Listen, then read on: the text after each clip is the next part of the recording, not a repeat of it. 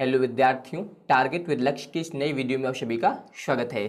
तो आज मैं आप लोगों को इस वीडियो में केमिस्ट्री के 2020 का जो तीसरा सेट है वो आगे सॉल्व करवाऊंगा। इसके पहले आपको क्वेश्चन नंबर 2 तक सॉल्व करा दिए गए थे, तो आज मैं आप लोगों को इस वीडियो में क्वेश्चन नंबर 3 से सॉल्व करवाऊंगा। तो इसमें जो पहला क्वेश्चन है, क्वेश्चन दिया गया कि एथिलीन ग्लाइकॉल, इसका सूत्र होता है C2H6O2 के मोल प्रभाज की गणना कीजिए। तो यहाँ पर आपको जो है एथिलीन ग्लाइकॉल के मोल प्रभाज की गणना करनी है। और आगे बताया गया कि यदि जलीय विलयन में C2H6O2 यानी कि जो एथिलीन ग्लाइकॉल है, ये जो है यहाँ पर इसका 20% द्रव्यमान उपस्थित हो, यानी कि जलीय विलयन में जो एथिलीन ग्लाइकॉल है इसका 20% द्रव्यमान जो है उपस्थित है, ये आपको बताया गया है। और यहाँ पर जो है आपको एथिलीन ग्लाइकॉल के मोल प्रभाज की गणना करनी है। तो अब यहाँ पर ध्यान दीजिए इसका सॉल्यूशन तीसरे का। तो यहाँ पर बात हुई है एथिलीन ग्लाइकॉल, जिसका सूत्र होता है C2H6O2, ये होता है आपका एथिलीन ग्लाइकॉल। तो सबसे पहले ध्यान दीजिए यहाँ पर इसका द्रव्यमान दिया गया है, जलीय विलयन में ये 20% है। तो अगर आप यहाँ पर इसका भार लिखेंगे तो इसको मान लीजिए आप W1 और इसका भार हम लोग लिख देते हैं 20 ग्राम, इतना हो गया। तो अब ध्यान दीजिए किसमें मिलाया गया, जलीय विलयन में। तो यहाँ पर जलीय विलयन की बात हुई है, जल होता है आपका H2O, ये होता है जल। और यहाँ पर ध्यान दीजिए जो एथिलीन ग्लाइकॉल था इसकी मात्रा कितनी थी, 20%। तो जो हम लोग प्रतिशत लेते हैं वो हमेशा 100 लेते हैं, यानी कि 100 लिया जाता है। तो उसमें से 20% तो आपका हो गया एथिलीन ग्लाइकॉल, और जो शेष बचेगा वो क्या हो जाएगा आपका, वो हो जाएगा आपका जलीय विलयन। तो इसके भार को हम लोग लिखेंगे यहाँ पर स्मॉल w से। तो यहाँ पर ध्यान दीजिए 100% में से 20% जब निकल जाएगा तो यहाँ पर इसका भार कितना आ जाएगा, 80 ग्राम। तो ये हो गया यहाँ पर जल का भार।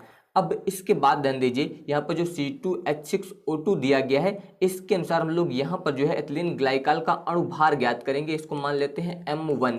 तो यहाँ पर ध्यान दीजिए सबसे पहले है कार्बन, तो कार्बन का होता है 12, कितने कार्बन है 2, तो 2 से यहाँ पर गुणा कर दीजिए, फिर प्लस लगाएंगे। हाइड्रोजन, हाइड्रोजन का होता है 1, कितने हैं 6, तो यहाँ पर 6 से गुणा कर दीजिए, फिर प्लस ऑक्सीजन, ऑक्सीजन का होता है 16, कितने ऑक्सीजन दिए गए 2, तो इसमें गुणा हो जाएगा 2 से, यानी कि यहाँ पर ध्यान दीजिए ये हो जाएगा 12 दूनी 24 प्लस 6 का गुणा 1 में करेंगे तो 6 कम 6 और 16 दूनी हो जाएगा 32, ये इतना हो गया। अब इसको जब हम लोग ऐड करेंगे तो ऐड करने पर यहाँ पर ये आ जाएगा 62, इतना हो गया।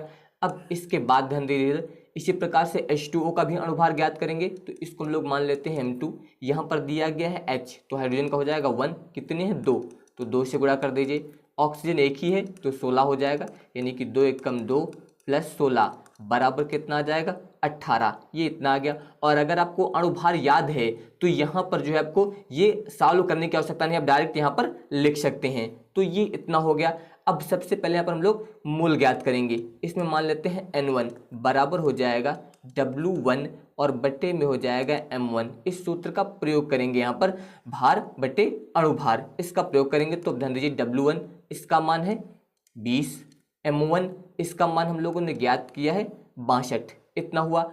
अब इसके बाद ध्यान दीजिए यहाँ पर ये हो जाएगा N1 बराबर, अगर इसको पहले हम लोग 2 से काट दें तो 2 दहम 20 और इसको 2 से काटेंगे तो ये हो जाएगा 2 तिहाई 6, 2 1 कम 2, इतना हुआ, यानी कि 10 बटे 31। और 31 से जब 10 को भाग किया जाएगा तो लगभग इसका मान जो आएगा वो 0.32 इतना आ जाएगा।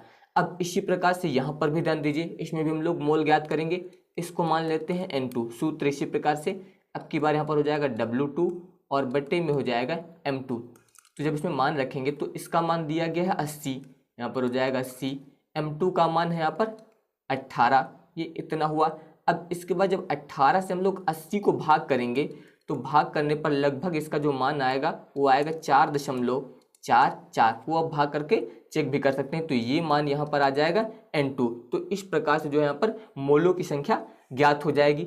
अब इसके बाद ध्यान दीजिए यहाँ पर आप लिखेंगे कुल मोल।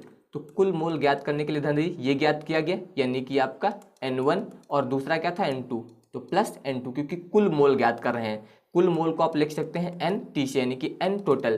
तो N1 का मान है 0.32 प्लस N2 का मान यहाँ पर हो जाएगा 4.44, इतना हो गया। जब इन दोनों को ऐड किया जाएगा तो ध्यान दीजिए यहाँ पर 4 2 6 इतना आएगा, फिर 4 3 7, इसके बाद दशमलव यहाँ पर दिया गया 4, तो ये हो जाएगा यहाँ पर 4.47। इस प्रकार से इतना आ जाएगा यहाँ पर। अब इसके बाद ध्यान दीजिए यहाँ पर जो आपको ज्ञात करना था मोल प्रभाज, वो एथिलीन ग्लाइकॉल का ज्ञात करना है। तो यहाँ पर अब आप लिखिए एथिलीन ग्लाइकॉल, यानी कि आप लिख सकते हैं C2H6O2 के मोल प्रभाज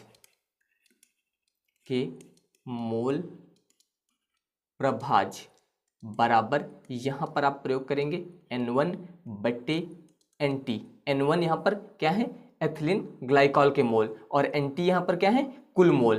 तो यहाँ पर N1/NT करेंगे, तो N1 का मान ध्यान दीजिए यहाँ पर आपने ज्ञात किया था 0.32, तो 0.32/NT इसका मान ज्ञात किया गया है। यहाँ पर ध्यान दीजिए 4.76 इतना आया था।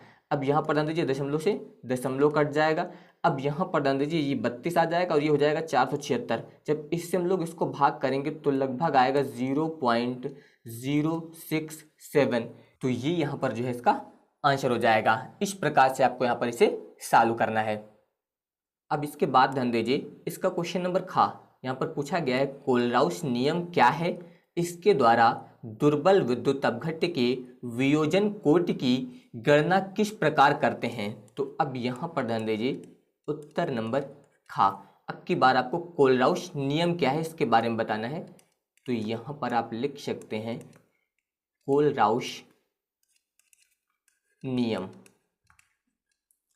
तो कोलराउस नियम के लिए आपको एक समीकरण याद रखना है, उसके बाद जो है आपको कोलराउस नियम लिखने में कोई समस्या नहीं होगी। ध्यान दीजिए आपको याद क्या रखना है, आप इसमें याद रखेंगे लेमडा m इनफाइनाइट बराबर n प्लस लेमडा इनफाइनाइट, और इसके बाद होगा plus n minus lambda infinite. आपको ये समीकरण याद रखना है, बस आपको कोई समस्या नहीं होगी। सबसे पहले ध्यान दीजिए यहाँ पर आपको इन सभी के बारे में पता होना चाहिए कि यहाँ पर कौन सा सिंबल क्या है। तो सबसे पहले ध्यान दीजिए यहाँ पर दिया गया है लेमडा इनफाइनाइट। तो जो लेमडा इनफाइनाइट है इसे बोला जाता है मोलर चालकता, याद रखिएगा ये यहाँ पर है मोलर चालकता।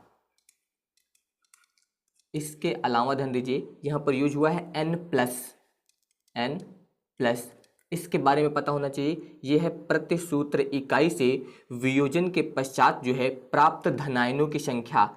अगर आप लिखना चाहे तो आप लिख सकते हैं यहाँ पर प्रति सूत्र इकाई से वियोजन के पश्चात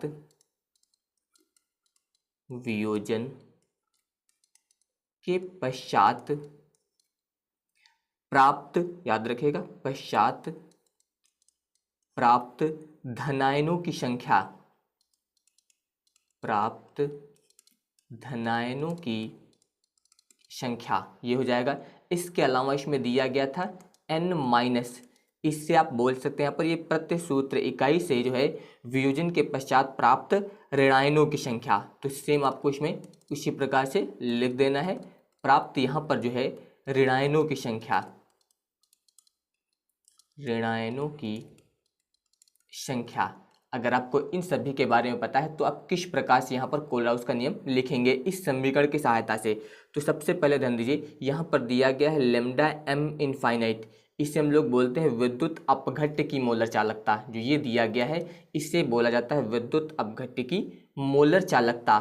तो आप बताएंगे यहाँ पर अनंत तनुता पर, क्योंकि इनफाइनाइट दिया गया था, तो अनंत तनुता पर किसी विद्युत अपघट्य की मोलर चालकता जो है वो धनायनों व फिर ऋणायनों की मोलर चालकताओं के योग के बराबर होती है। क्योंकि ये मोलर चालकताएं हैं, ये धनायन है और ये ऋणायन है, तो आप इसमें बताएंगे कि अनंत तनुता पर किसी विद्युत अपघट्य की मोलर चालकता जो है धनायनों व ऋणायनों की मोलर चालकताओं का योग होती है। तो अब ध्यान दीजिए आप यहाँ पर नियम लिखेंगे, इसमें आप बताएंगे अनंत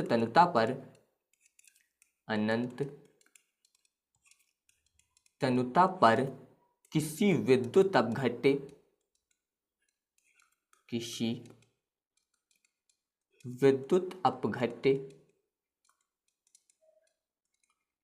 की मोलर चालकता की मोलर चालकता धनायनों व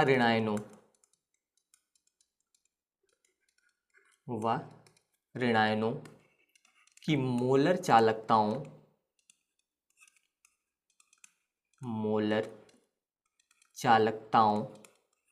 का योग होती है।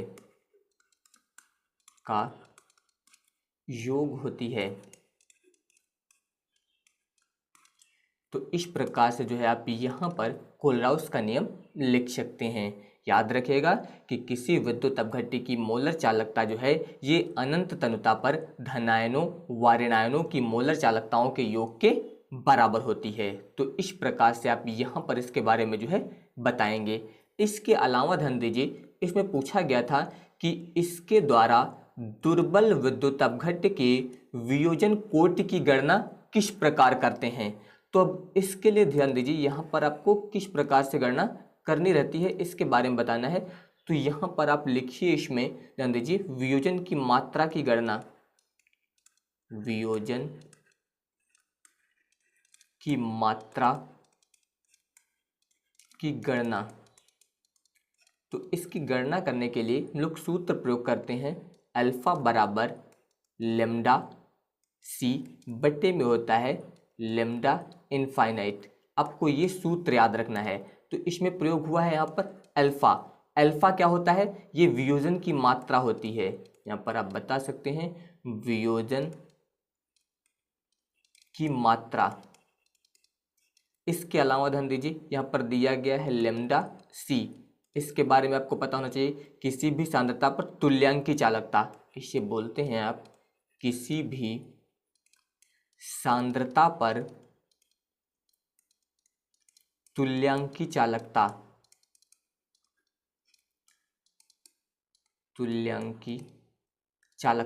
इसके अलावा लेमडा इनफाइनाइट, इससे हम लोग बोलते हैं अनंत तनुता पर तुल्यांकी चालकता।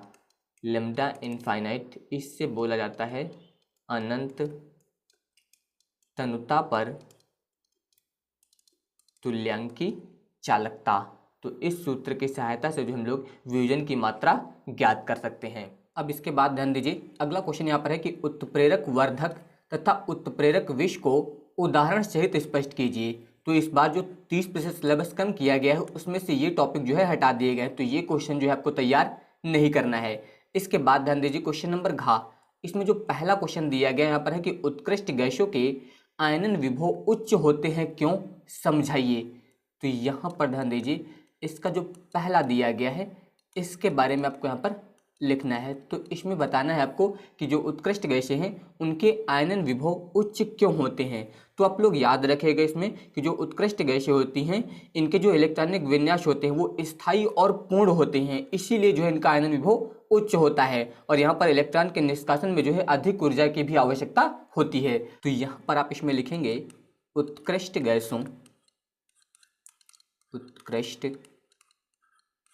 गैसों का आयनन विभव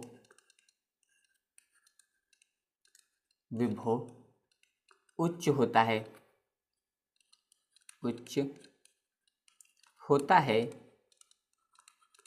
क्योंकि उत्कृष्ट गैसों का इलेक्ट्रॉनिक विन्यास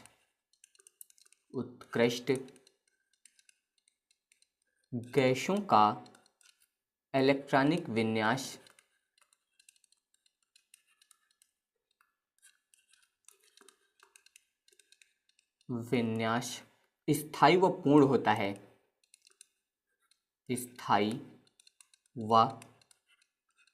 पूर्ण होता है, अतः इलेक्ट्रॉन के निष्कासन में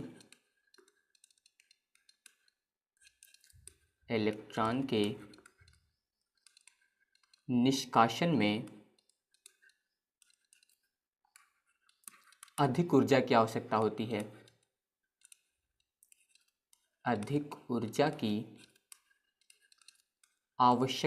है,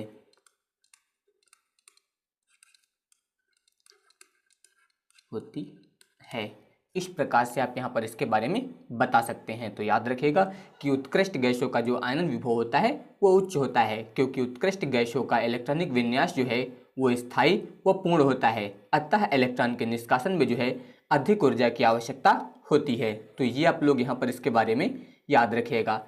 अब इसके बाद ध्यान दीजिए, इसका सेकंड क्वेश्चन यहाँ पर पूछा गया कि नियान के प्रमुख उपयोग लिखिए।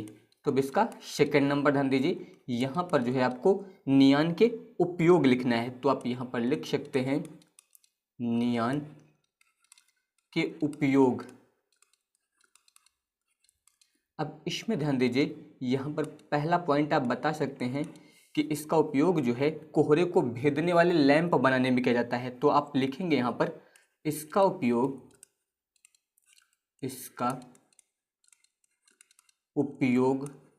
कोहरे को भेदने वाले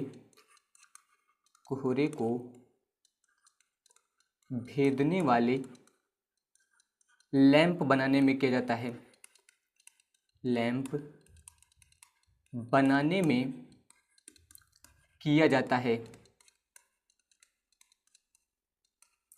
इसके अलावा दूसरा आप इसमें बता सकते हैं कि नियान जो है ट्यूब विज्ञापन चिन्हों के रूप में इसके अलावा सजावट करने में भी प्रयुक्त होता है। तो आप बता सकते हैं यहाँ पर कि नियान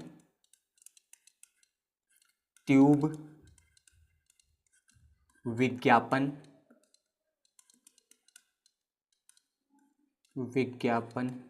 चिन्हों के रूप में और सजावट करने में प्रयुक्त होती है। सजावट करने में प्रयुक्त होती है।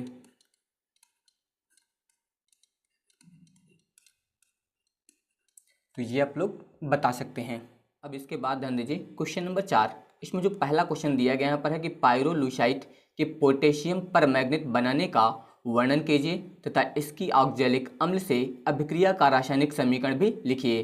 तो ये क्वेश्चन भी आपको तैयार नहीं करना है, क्योंकि जो 30% सिलेबस हटाया गया उसमें से ये टॉपिक भी आपका हटा दिया गया है। इसके बाद ध्यान दीजिए क्वेश्चन नंबर खा, यहाँ पर है कि एथिल अमीन बनाने का रासायनिक समीकरण लिखिए तथा निम्न के साथ इसकी रासायनिक अभिक्रियाओं के समीकरण भी लिखिए। एक तो आपको दिया गया क्लोरोफॉर्म तथा एल्कोहलिक KOH, इसके अलावा नाइट्रस अम्ल, इन सभी से आपको यहाँ पर इसकी रासायनिक अभिक्रियाएं भी देना है। तो अब ध्यान दीजिए यहाँ पर उत्तर नंबर 4 का खा। तो यहाँ पर जो आपको एथिल एमीन बनाने के रासायनिक समीकरण लिखना है। तो एथिल एमीन का सूत्र होता है C2H5NH2, ये होता है आपका एथिल एमीन। इसके बनाने की विधियाँ तो आप यहाँ पर लिख सकते हैं बनाने की विधियाँ। तो सबसे पहले ध्यान दीजिए यहाँ पर एथिल एमीन बनाने के लिए पहली विधि ध्यान दीजिए। एथिल एमीन बनाने के लिए इसमें हम लोग प्रयोग करेंगे C2H5CONH2, इसका प्रयोग किया जाएगा और इसकी जो क्रिया कराई जाएगी वो कराई जाएगी ब्रोमीन से, यानी कि Br2 से। और साथ में इसमें हम लोग प्रयोग करेंगे KOH। यहाँ पर KOH जो प्रयोग किए जाएंगे इसके 4 अणु प्रयोग होंगे। आप इस प्रकार से लिख सकते हैं KOH और KOH। ये सीधे आप 4 KOH भी लिख सकते हैं, मैंने इसलिए लिखा है ताकि आपको समझ में यहाँ पर आसानी से आ जाए। जब ये क्रिया कराई जाएगी तो इसमें होगा क्या, अब यहाँ पर ध्यान दीजिए, इसमें से यहाँ पर जो है ये Br2 निकलेगा। ध्यान दीजिए यहाँ से ये Br2 और यहाँ से ये दोनों K, इस प्रकार से इतना निकल जाएगा इसमें, यानी कि यहाँ से ध्यान दीजिए ये 2 K हैं और ये Br2, इसका मतलब KBr यहाँ से निकल जाएगा, इसके दोनों यहाँ से निकल जाएंगे। इसके अलावा आप ध्यान दीजिए यहाँ से ये निकलेगा आपका H2O, इस प्रकार से ये जल निकलेगा H2O, 2 H है 1 O है। यहाँ पर ध्यान दीजिए इसमें भी यहाँ से क्या निकलेगा आपका ये H2O, यहाँ से भी ये जल निकल जाएगा, यानी कि H2O। तो यहाँ पर ध्यान दीजिए यहाँ पर ये 2 K बच जाएंगे। और इसके अलावा ध्यान दीजिए यहाँ से ये CO यहाँ पर 1 O दिया गया है, 1 O ये दिया गया है, 1 O ये दिया गया, यानी कि CO3 भी यहाँ से निकलेगा, ये CO3 और ये वाला K2। तो इसका मतलब ध्यान दीजिए यहाँ से ये K2 और इसके अलावा CO3 ये निकल जाएगा। आप लिख सकते हैं K2CO3 ये निकल जाएगा। इसके अलावा ध्यान दीजिए H2O यहाँ से निकल रहा है, इसका मतलब 2H2O ये भी निकल जाएगा। इसके अलावा ध्यान दीजिए यहाँ पर ये 2 K हैं और ये 2 Br हैं, इसका मतलब KBr, इसके भी 2 अणु यहाँ से निकल जाएंगे। तो अब यहाँ पर ध्यान दीजिए बचेगा क्या, ये हो जाएगा आपका C2H5, इसके अलावा ये NH2, तो C2H5NH2, तो इसका मतलब यहाँ पर ये बन गया है आपका एथिल एमीन। तो इस प्रकार से जो हम लोग यहाँ पर एथिल एमीन का निर्माण कर सकते हैं। इसके अलावा जो है एथिल एमीन के निर्माण के लिए हम लोग हाफमैन ब्रोमाइड अभिक्रिया का प्रयोग भी कर सकते हैं। इसके लिए ध्यान दीजिए इसमें हम लोग प्रयोग करते हैं C2H5, यहाँ पर आप लिख सकते हैं N डबल बॉन्ड O, इसके अलावा यहाँ पर ये सहसंयोजक बंध हो जाएगा O, इस प्रकार से यहाँ पर आप लिख सकते हैं। इसकी क्रिया जो हम लोग यहाँ पर कराएंगे SnHCl से, तो जब यहाँ पर SnHCl क्रिया होगी तो इसमें नवजात हाइड्रोजन निकलेंगे, और इसमें कितने नवजात हाइड्रोजन निकलेंगे 6, तो ये सभी यहाँ पर जो है इससे क्रिया करेंगे। तो यहाँ पर ध्यान दीजिए यहाँ से ये डबल बॉन्ड टूटेगा, तो यहाँ पर ध्यान दीजिए 2 हाइड्रोजन यहाँ पर जुड़ जाएंगे और 2 हाइड्रोजन यहाँ पर जुड़ जाएंगे। जो 2 हाइड्रोजन बचे हैं जब यहाँ से टूटेगा तो 2 हाइड्रोजन जो है यहाँ पर जुड़ जाएंगे इस प्रकार। तो इसका मतलब ध्यान दीजिए यहाँ पर ये H2O, यहाँ पर भी ये H2O, तो इसका मतलब इसमें से 2H2O ये निकल गया। तो अब यहाँ पर ध्यान दीजिए यहाँ पर हो जाएगा C2H5, इसके अलावा NH2, यहाँ पर ये हो जाएगा NH2, इसे हम लोग बोलते हैं हाफमैन ब्रोमाइड अभिक्रिया। इस अभिक्रिया के द्वारा भी जो है यहाँ पर एथिल एमीन का निर्माण होता है। तो इस प्रकार से जो हम लोग एथिल एमीन बना सकते हैं। अब इसके बाद ध्यान दीजिए यहाँ पर इसकी रासायनिक अभिक्रियाएं आपको जो है लिखना है। तो सबसे पहले यहाँ पर आप लिख दीजिए रासायनिक अभिक्रियाएं, रासायनिक अभिक्रियाएं। तो अब इन रासायनिक अभिक्रियाओं के लिए ध्यान दीजिए सबसे पहला यहाँ पर जो है इसकी क्रिया किससे करानी है, क्लोरोफार्म और इसके अलावा एल्कोहली KOH से। तो यहाँ पर ध्यान दीजिए जो आपका एथिल एमीन है, एथिल एमीन अभी आपको बताया गया C2H5NH2, ये होता है आपका एथिल एमीन। इसकी क्रिया जो है आपको किससे करानी है, क्लोरोफार्म से। क्लोरोफार्म होता है CHCl3, इससे इस प्रकार लिखिए Cl और ये हो जाएगा Cl, तो ये हो गया आपका क्लोरोफार्म। इसकी क्रिया जो है आप कराएंगे एल्कोहली KOH से। यहाँ पर एल्कोहली KOH जो है इसके हम लोग 3 अणु प्रयोग करेंगे, इस प्रकार से यहाँ पर ये प्रयोग किए जाएंगे KOH के 3 अणु। तो जब यहाँ पर क्रिया होगी तो अब ध्यान दीजिए यहाँ पर होगा क्या, यहाँ से ये तीनों Cl और यहाँ से ध्यान दीजिए ये वाला जो पोटेशियम यानी कि K, इस प्रकार से KCl निकलेगा आपका, इसमें से इसका मतलब 3KCl, ध्यान दीजिए 3 KCl ये निकल जाएंगे। प्लस अब आगे यहाँ पर ध्यान दीजिए यहाँ पर 3 हाइड्रोजन ये दिए गए हैं, इसके अलावा एक ये है और 2 ये हैं, टोटल 6 हाइड्रोजन है और 3 ऑक्सीजन है। इसका मतलब यहाँ पर ये बनेगा H2O और इसमें आगे गुणा हो जाएगा 3 से, तो ध्यान दीजिए 3 दूनी 6 हाइड्रोजन हो गए, 3 ऑक्सीजन हो गए। 3 हाइड्रोजन ये थे, एक ये 2 ये, तो 6 हाइड्रोजन 3 ऑक्सीजन, ये जल भी निकल गया। तो यहाँ पर बचा क्या है, यहाँ पर बचा C2H5, इसके अलावा यहाँ पर N और यहाँ पर C, तो यहाँ पर ये N हो जाएगा और इसके अलावा यहाँ पर C हो जाएगा। तो यहाँ पर ये जो बना है इसे हम लोग बोलते हैं एथिल आइसोसाइनाइड, आप नाम लिख सकते हैं यहाँ पर, इसे एथिल आइसोसाइनाइड, आइसोसाइनाइड। तो इस प्रकार से जो यहाँ पर ये बन जाएगा एथिल आइसोसाइनाइड, ये हो गया। इसके अलावा ध्यान दीजिए दूसरी अभिक्रिया इसकी करानी है आपको नाइट्रस अम्ल से। तो अब ध्यान दीजिए यहाँ पर आप प्रयोग करेंगे C2H5NH2, यानी कि ये हो गया एथिल एमीन। इसकी क्रिया आपको करानी है नाइट्रस अम्ल से। नाइट्रस अम्ल होता है HNO2, ये होता है आपका नाइट्रस अम्ल। जब इससे क्रिया कराई जाएगी तो यहाँ पर ध्यान दीजिए यहाँ से एक बॉन्ड आपका टूटेगा, इसके अलावा एक बॉन्ड यहाँ से टूटेगा, तो यहाँ पर आपका जुड़ेगा ऑक्सीजन, इसके अलावा यहाँ पर जुड़ जाएगा नाइट्रोजन और यहाँ पर आके जुड़ जाएगा OH। तो इसका मतलब ये बनेगा C2H5OH, क्योंकि यहाँ पर ध्यान दीजिए HNO2 है, तो एक H और एक O यहाँ पर आके जुड़ गया, N यहाँ पर आके जुड़ गया और जो एक ऑक्सीजन बचा था वो यहाँ पर जुड़ेगा। तो इसका मतलब ये बना C2H5OH, इतना हो जाएगा। प्लस साथ में ध्यान दीजिए N2 ये हो जाएगा और फिर यहाँ पर हो जाएगा H2O इस प्रकार से। तो ये जो बना है इसे हम लोग बोलते हैं एथिल अल्कोहल। यहाँ पर ये हो जाएगा एथिल अल्कोहल। इस प्रकार से ये बन गया आपका एथिल अल्कोहल। तो इस प्रकार से आप यहाँ पर इसकी जो है रासायनिक अभिक्रिया करा सकते हैं। अब इसके बाद ध्यान दीजिए अगला क्वेश्चन यहाँ पर दिया गया है योगात्मक बहुलकीकरण क्या है। तो यहाँ पर ध्यान दीजिए यहाँ पर आ गया है बहुलकीकरण, ये चैप्टर ही हटा दिया गया, तो ये क्वेश्चन भी आपको तैयार नहीं करना है। इसके अलावा ध्यान दीजिए क्वेश्चन नंबर घ यहाँ पर है प्रतिरोधी, विसंक्रामी तथा प्रतिजैविक क्या है, प्रत्येक का उदाहरण दीजिए। ये क्वेश्चन भी आपको तैयार नहीं करना है क्योंकि जो 30% सिलेबस हटाया गया उसमें से ये दोनों टॉपिक भी हटा दिए गए, तो ये क्वेश्चन भी आपको तैयार नहीं करना है। तो इसके जो बाकी के क्वेश्चन हैं मैं आप लोगों को नेक्स्ट वीडियो में बताऊंगा। अगर आप सभी को ये वीडियो पसंद आया हो तो इस वीडियो को लाइक, शेयर और हमारे चैनल को सब्सक्राइब जरूर करिएगा। धन्यवाद।